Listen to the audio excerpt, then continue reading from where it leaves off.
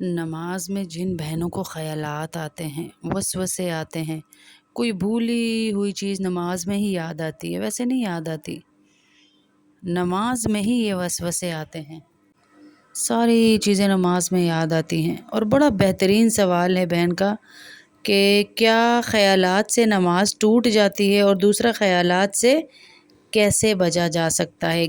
मुझे नमाज पढ़ते हुए ख़यालात आते हैं, बाज़ औरतें ये कहती हैं ख़यालात से बचा कैसे जाए, ये भी पूछती हैं। और कहती हैं कि कोई ऐसा अमल बताएं कि हम करें और वसवसे ना आए, हमारे नमाज ख़राब ना हो हमारी।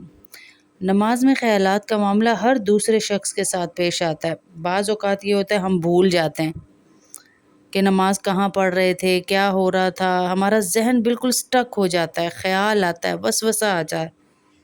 तो क्या ख़यालात आने से नमाज टूट जाती है?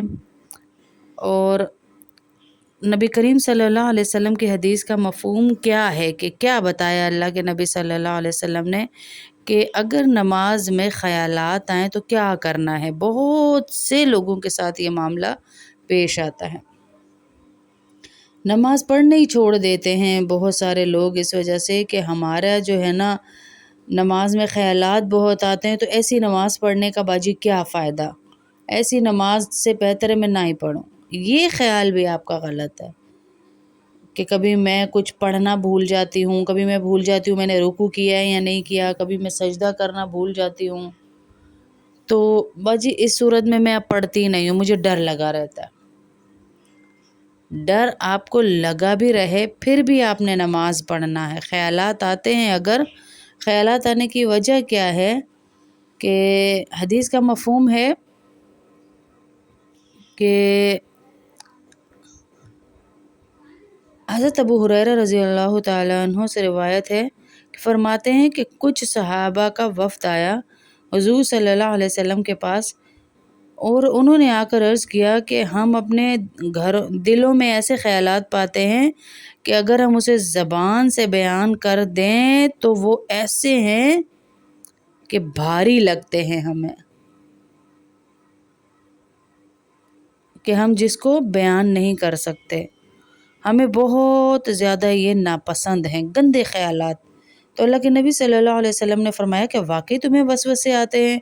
तो आप सल्लल्लाहु अलैहि वसल्लम ने फ़रमाया कि यही तो ख़ालिस ईमान है, यानी वसवसों का, ख़यालात का आना यही ख़ालिस ईमान है कि हम उसे नापसंद कर रहे हैं कि हमें आते क्यों हैं वसवसे।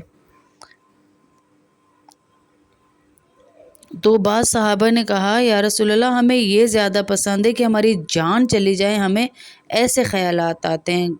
तो अल्लाह के नबी सल्लल्लाहु अलैहि वसल्लम ने फ़रमाया कि यही तो ख़ालिस ईमान की निशानी है कि तुम्हें ये वसवसे आते हैं और तुम्हें ये बुरा लगता है कि एक अच्छे इंसान को ये वसवसे क्यों आ रहे हैं। शैतान का काम क्या है, इंसान के दिल में वसवसा डालेगा, उसे टेंशन का मरीज़ बनाएगा। अल्लज़ी युवस्विसु फ़ी सुदूरिन्नास, वो अपना काम कर रहा है। वसवसे आएँ, ख़यालात आएँ, आपको नापसंद हों, ये वसवसे क्यों आ रहे हैं, मैं तो कुछ ऐसा करता भी नहीं हूँ। बाज़ औक़ात तो रो रहे होते हैं लोग इन वसवसों पे कि मैं तो नमाज़ पढ़ती हूँ, ज़िक्र करती हूँ, सब कुछ करती हूँ, फिर भी मुझे इतने गंदे ख़यालात आते हैं। तो ये ईमान की निशानी है। और अगर नमाज में वसवसे आते हैं तो इससे आपकी नमाज पर कोई हर्ज नहीं आता। एक तो ये है कि आप उन्हीं ख़यालात में गुम रहते हैं कि नमाज में आपको ख़याल आया और आप उसी ख़याल में गुम हो गए, और एक होता है जैसे ख़याल आया उसको झटक दिया और नमाज को जारी रखा, तो इस पे आपकी कोई पकड़ नहीं है, कोई पकड़ नहीं है आपकी। तो इसलिए इन ख़यालात के पीछे चलकर अपनी नमाज ख़राब ना करें, वरना जो है, वरना आपकी नमाज लेके उचक जाएगा शैतान, और किसी लम्हे नहीं आता। देखें आता कहाँ है, नमाज में। आपको फ़िल्म देखते हुए, रीलें देखते हुए, ड्रामे देखते हुए, ग़ीबत करते हुए, अंदर बाहर आते जाते हुए नहीं आएंगे ये वसवसे, आप रिलैक्स रहेंगी। लेकिन जब इबादत का टाइम, पाकी नापाकी का टाइम आता है, तो आपको ऐसे लगता है मेरा वज़ू नहीं हुआ, میں ناپاک ہوں، میں نے وضو کیا تھا میرے ڈراپس نکل گئے ہیں، میں نے وضو کیا تھا لیکن میرے ساتھ یہ معاملہ ہو گیا ہے، میں نے وضو کیا تھا لیکن میری جو ہے گیس پاس ہو گئی ہے.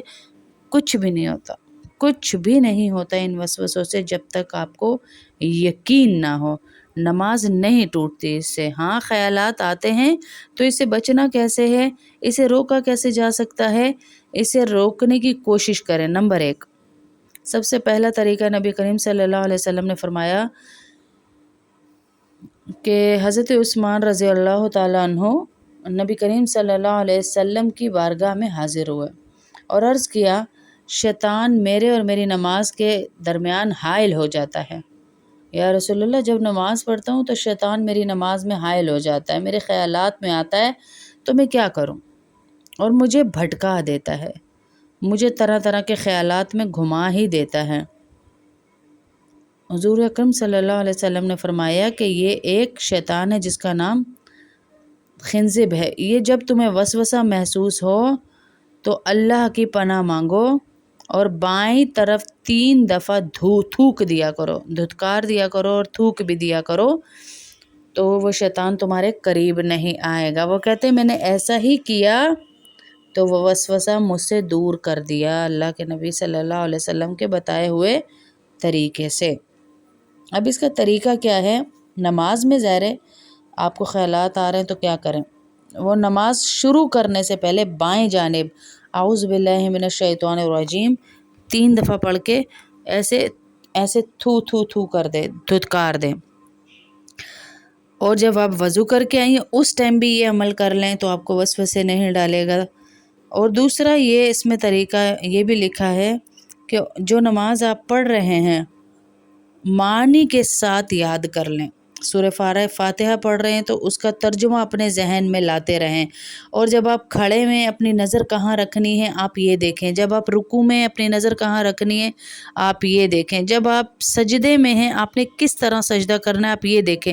جب آپ بے خیالی میں نماز پڑھتے ہیں نا تو پھر آپ کو یہ خیالات آتے ہیں. رٹی رٹائی جو نماز ہوتی ہے ان شارٹ جب آپ پڑھتے ہیں تو پھر یہ خیالات آتے ہیں. جب رٹی رٹائی نماز سے نکل کر خشوع خضوع والی نماز پڑھیں گے نا کہ سجدہ، رکوع، قیام، میرا سطر، ان چیزوں کو نظر رکھیں گے آپ تو آپ کا مائنڈ ادھر جائے گا ہی نہیں وسوسے کی طرف انشاءاللہ.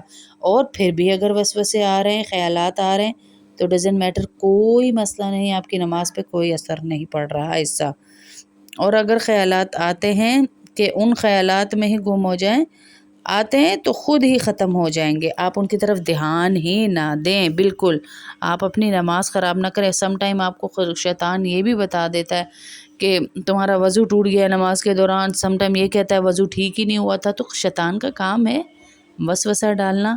اللہ رب العزت نے اسی لیے تو اللہ کے نبی صلی اللہ علیہ وسلم نے فرمایا صبح شام جو ہے تم سورتیں پڑھ لیا کرو. کون سے؟ سورہ فلق اور سورہ ناس، دونوں سورتیں پڑھ کے اپنے اوپر دم کر لیا کرو. اسی لیے تو کہا کہ تم اپنی پوری طاقت کے ساتھ بھی شیطان سے نہیں بچ سکتے، میرا حکم ہوگا تو تم شیطان سے بچو گے. اور وہ حکم کیسے ہوگا؟ جب ہم یہ صورتیں پڑھ کے اپنے اوپر دم کر لیں گے، پھونک لیں گے پورے جسم پہ، اس کا حصار باندھ لیں گے، ہاتھوں پہ دم کریں گے اور سر سے لے کے پاؤں تک پورے جسم پہ ایسے جیسے کوئی چیز مسل رہے ہیں ایسے کر لیں گے، تو پھر اللہ رب العزت اپنے حکم سے، اپنی طاقت سے شیطان کو ہم سے دور رکھیں گے اور ہم وسوسوں سے بچیں گے. اور پچھلے چند دنوں سے میں نے 2 انمول خزانہ بھی چند لوگوں کو دیا.